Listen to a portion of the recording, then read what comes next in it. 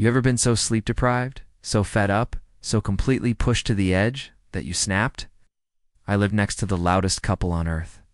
Every night, without fail, he would scream at the top of his lungs. I tried everything to stop it. Until one night, I fought back with the one thing he hated most: his own voice. If you've ever felt powerless, ignored, or like nobody cares what you're going through, hit that like button.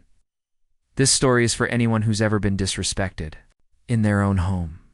Make sure to subscribe for more true stories of karma, justice, and the little sweet revenge. It started off as a minor inconvenience. You know, it's the kind of noise you expect when you live in a duplex. A loud TV here, some music there, maybe a slammed door or two. I could live with that, but within a few days of moving in, I realized something was off.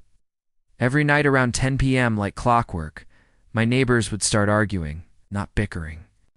Not snide remarks. I mean full-blown, glass-shattering, vein-popping screaming matches, and it was always the guy. I never even heard the woman respond.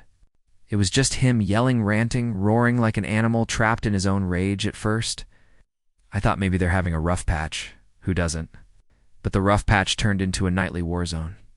11 p.m., 1 a.m., 3 a.m., he wouldn't stop. Hours of just hearing this man's voice erupting through our shared wall, and I do mean through the wall. My bed was on the other side of that wall, and when he screamed, I could feel the vibrations in my spine. It was like sleeping next to a monster. I called the police. Not once. Not twice. 4 times. The first time they showed up. Knocked on their door. He quieted down for one night.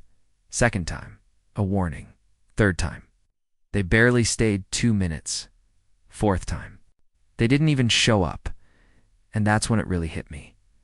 No one's coming to help me. No one cares. I started feeling trapped. I was constantly sleep deprived. My mental health spiraled. I'd wake up with headaches. Go to work exhausted. I couldn't think straight. My hands would shake from anxiety. I found myself flinching every time the clock neared 10 p.m. because I knew what was coming. And no one was stopping him. But then, I noticed something. On the shared wall. Behind a tall bookshelf, there was a small square panel, maybe 8 inches wide. I unscrewed it one night out of frustration, and it opened into a crawl space for the building's piping. But that wasn't what caught my attention.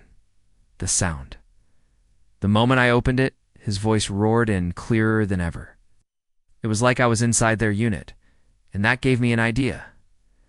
At first it was just curiosity. Grabbed an old microphone I had from my college podcasting days and taped it to a broomstick. I poked it up into the wall cavity through that access panel, hit record, left it there for half an hour while he ranted and screamed about Wanashot. When I played it back, was stunned. The audio was surprisingly clean. You could hear every venomous word he spat, every slammed door, every trembling breath from her, and that was the moment everything changed. The next night, around 9:45 p.m., I rolled my Marshall quad box, basically, a monster-sized guitar amp and speaker right up against that shared wall.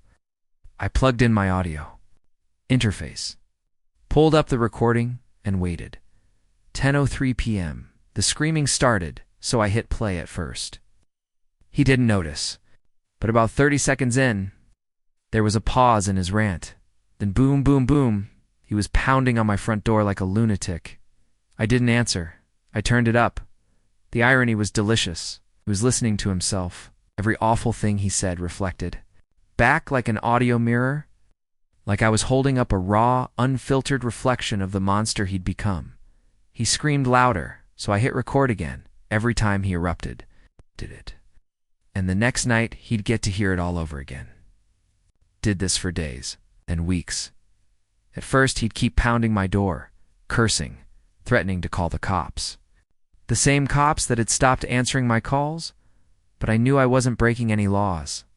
I wasn't harassing. I wasn't making anything up. I was simply playing his own words back to him.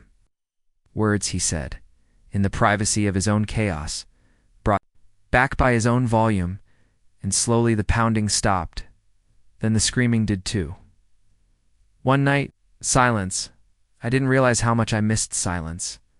I stood there with my hand on the speaker's volume knob, waiting, listening, holding my breath, but nothing. It was like the war was over, for the first time in months. Slept through the night. No interruptions, no angry roars, no crying. Silence. They moved out a few weeks later. No goodbye. No drama. Just a moving truck, and then peace. That final night, after weeks of playing their own fury back at them, I watched them pack up and leave. I didn't gloat. I didn't shout anything. I just sat in my living room, lights off, sipping tea, and watched from the window. And when the truck drove off, I whispered, goodbye and good riddance. It wasn't about being cruel. It was about balance. For months I had to endure their chaos. No one cared. No one helped. But in the end, I found a way to turn their storm against them, and that was enough. Sometimes the world doesn't hand you justice. Sometimes you have to build it yourself. Brick by brick, soundbite. By soundbite, I didn't scream. I didn't fight. I just gave him a front row seat to his own destruction. If this story gave you chills, smash that like button and drop a comment below. What would you have done in my place? Ever gotten sweet revenge in your own way? Share it with us. Don't. Forget to subscribe for more stories where karma isn't just real, it's personal.